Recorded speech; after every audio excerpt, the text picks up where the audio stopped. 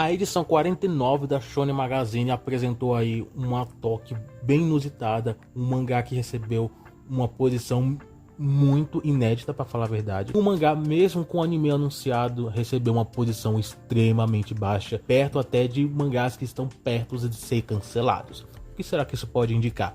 Tudo isso eu vou falar na review da Toque 49 da Magazine. Acompanhe comigo e vamos lá. A edição 49 teve como capa o mangá Kanojo Karishimasu. Páginas coloridas foi para o mangá Kuroya Medaka, que também é a sua enquete de popularidade, também foi então apresentado nessa edição. Outro mangá que recebeu página colorida foi o mangá Akabane Honeko. Mangás novos, ainda novatos, que ainda não são ranqueados, é o Mononoke no Han Jushin no Kanata, que ainda só lançou 2 capítulos, que ainda tem bastante chão até ele estrear oficialmente. De qualquer forma, esses são os destaques. As páginas em páginas coloridas, os mangás em atos é o Ahiro no Sora, que continua ainda como sempre. E agora, partindo para a Toque, a última posição, que foi inédita, né? Não inédita, para falar a verdade, mas foi diferente. Normalmente é a Fumetsu no Natae, mas dessa vez foi o mangá Kimura Class, que recebeu uma posição muito baixa, a última, para falar a verdade, o que normalmente é muito raro de acontecer. Agora, onde está a Fumetsu no Natae? Daqui a pouco eu chego nele. Você vai surpreender, eu garanto isso. Mas Kimura Class receber a última posição é algo extremamente horrível. Agora que o Saima Koji foi encerrado, essa edição aqui vai marcar também o penúltimo capítulo de uma obra. Então, realmente, mais um mangá dizendo adeus. Mas falando sobre Kimura Class, é um mangá que tem uma popularidade muito ruim e o cancelamento dele já está praticamente garantido. Agora, quando que vai ser? Ainda não se sabe. Ao Numiburo foi o que ocupou a 17ª posição. Mangá muito abaixo, pelo menos nessa toque. E ele tem um anúncio de anime. Inclusive já saiu até um visual do anime, no caso dos personagens, protagonistas. Então as coisas estão saindo. Mas a Magazine não quis nem saber. Lançou o mangá lá pro fundo da toque. Jogou lá no final. E é isso. Vamos ver como é que vai ser o comportamento dele nas próximas edições. A 16ª foi o Gashakuta, que recebeu realmente uma posição bem baixa. Se não me engano, a edição anterior ele recebeu uma posição boa, mas aqui foi o mesmo caso. Recebeu uma posição bem ruim, que eu não acho que isso significa alguma coisa negativo, mas enfim, é que ele tá nessa edição. A 15ª foi o Kanansama, que não tem muito que a gente falar. Ele ocupa posições que, para falar a verdade, são bem avulsas na maioria dos casos, o que não impede o mangá de permanecer na revista. Aparentemente é isso que a Magazine quer, permanecer com o mangá na revista.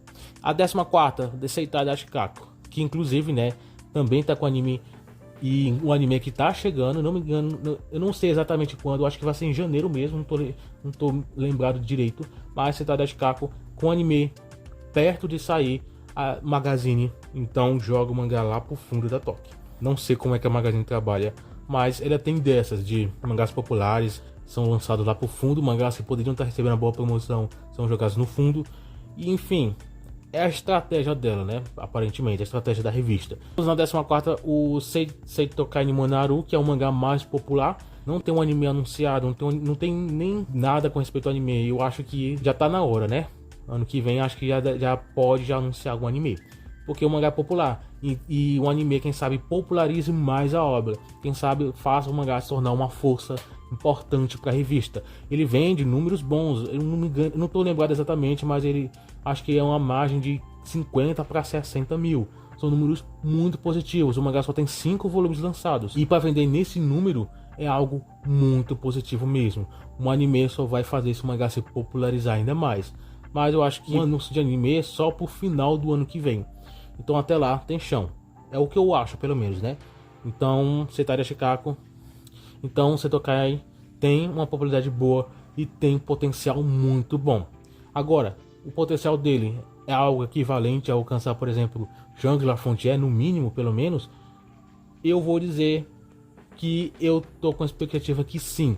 Se ele conseguir isso, olha só, ele vai se tornar a terceira força da revista. Temos o Blue Lock, que vende números postos para 300 mil, 400 mil aproximadamente. Shangri La Frontier, que vende 100 mil aproximadamente. E Seitokai, se ele conseguir chegar a números iguais ou próximos a Shangri La Frontier, ele vai se tornar aí o terceiro mangá que mais vende na atualidade na revista. Por enquanto, não é essa a realidade, mas tenho expectativas que o mangá consiga sim alcançar números muito positivos.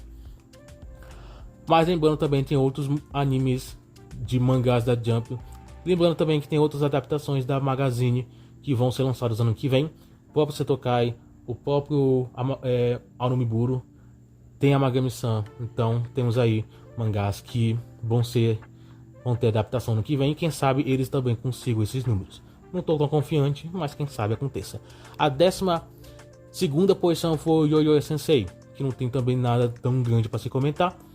E é só isso, né? O mangá continua na revista, recebendo até uma certa atenção.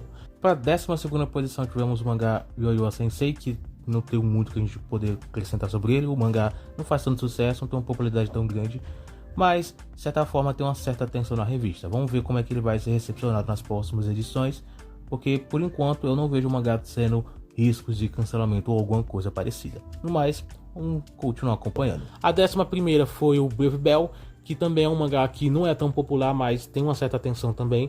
Agora resta saber como é que vai ser a recepção do mangá após os números das vendas do volume 2, que não foram tão boas. Agora a Magazine ela vai continuar apoiando o mangá, continuar promovendo ele, ou ele vai fazer o mangá ficar na mesma situação de Kimono Class? Aí resta saber como é que vai ser a recepção do mangá, como é que a Magazine vai receber essas notícias aí com respeito às vendas. A 10ª posição foi o Amagami-san, que como eu falei, tá com o anime prontos. Aí praticamente eu falo toda a edição, toda a análise da Magazine, porque não tem muita coisa para te comentar sobre a Amagami-san. É uma obra boa, que eu recomendo muito a vocês darem uma lida. E é só isso. A Amagami-san tem potencial, sim, mas como eu falei, eu não acho que ele vai se tornar uma força, uma terceira força, por exemplo, na Magazine. Pode se tornar? Pode. Eu não estou baseando isso aqui em nenhum dado analítico, só minha opinião. Mas quem sabe, né, isso aconteça. Se não acontecer, eu não vou me surpreender.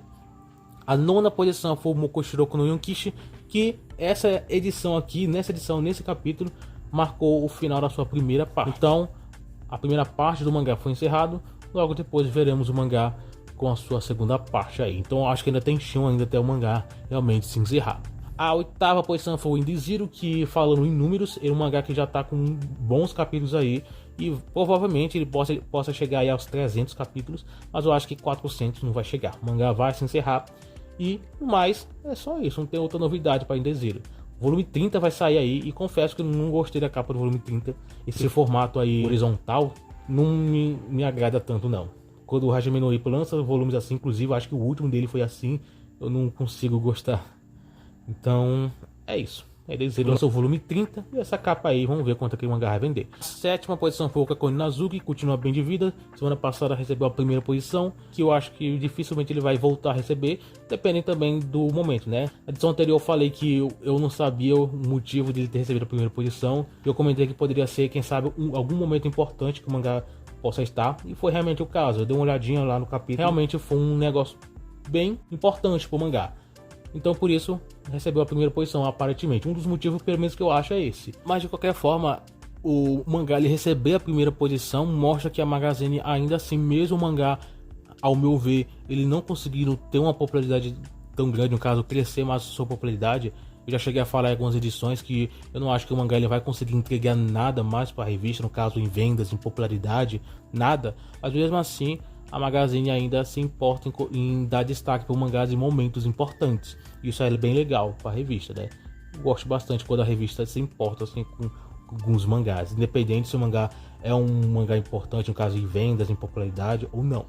Então isso pelo menos foi legal. E agora a 6ª posição foi o Blue Lock, falando em mangás importantes. Logicamente temos Blue Lock, que independente se é o mangá mais vendido, mais popular, o mangá do momento da revista, a Magazine aí continua mesmo assim tratando o mangá de certa forma igual, vamos dizer assim. O mangá ele não recebe constantemente as primeiras posições. Foi receber uma posição alta, sim, mas é aquilo, né? Não é as primeiras posições. Mas de qualquer forma o mangá é ainda um sucesso. A 5ª posição foi o Mayonaka Heart Turn, recebendo a sua primeira toque.